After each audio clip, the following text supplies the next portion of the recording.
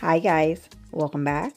Today we're going to merge American chuck roast beef and Guyanese curry. We're going to make some curry chuck roast beef in the oven. Let's get into it.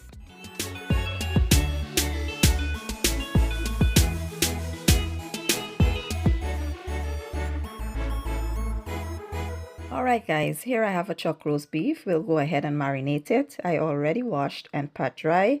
For the seasonings, I'll be using some salt, complete seasoning, chicken bouillon, some garlic and onion powder. I have black pepper here as well. It's at the bottom, along with some curry powder, garam masala, and geera or cumin. Here I will add 1 tablespoon of fresh green seasoning along with some oil. We'll create like a paste-like consistency, and this will be used as the marinade for our chuck roast beef. Before we apply the marinade, you want to poke some holes into the meat so that the marinade can seep right through. Once you're done, you want to coat it on both sides with a marinade and then place it into the refrigerator to marinate for about 6 hours. If you have time and you can let this go overnight, that would be best. Now for the rest of our ingredients, I have onions, garlic, some chili peppers, thyme, scallion, and I have my curry powder, geera, masala here. I also will be using some potatoes. So here I added some water to create a paste into my curry powder mix. And then we will go ahead and sear that meat on both sides.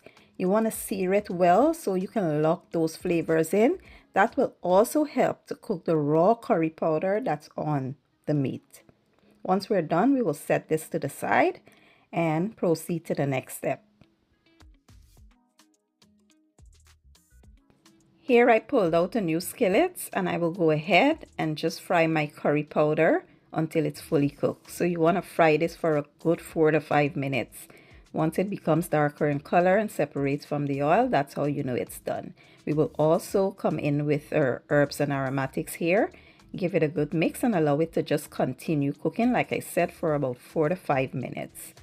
Once it is done, you want to add a little bit of water. I will leave all the measurements and the ingredients that I use in the description or the caption. You want to add your seasoning for flavor and taste. Adjust the seasoning to your own preference. Once that is done, you want to allow it to go for about 2 to 3 minutes or so, allowing all the flavors to marry. And yeah, you want to just pour it over top of your chuck roast beef and those potatoes. And I will add 1 habanero pepper in here. And at this point, you should have your oven preheated to 320 degrees Fahrenheit.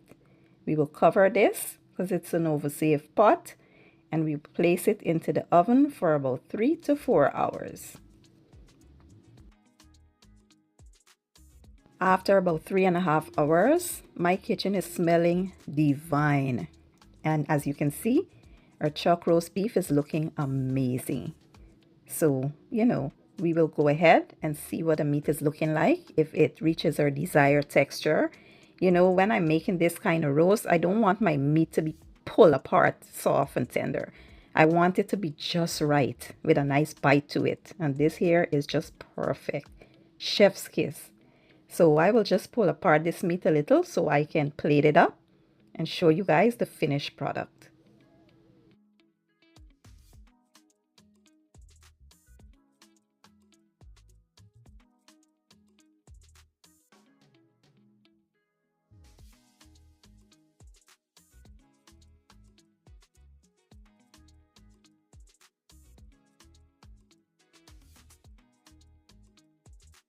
So today I paired this with some plain white rice, cucumbers, and tomatoes. And like I said, it was chef's kiss. You hear me? You guys will not regret trying this recipe. It was so packed with flavor and absolutely amazing. I think this is my favorite way to cook curry beef or beef curry in the future. So give the recipe a try for me. Let me know what you guys think. I'll leave all the ingredients and measurements in the caption or the description, and I'll see you guys in my next one. Thank you for watching and enjoy.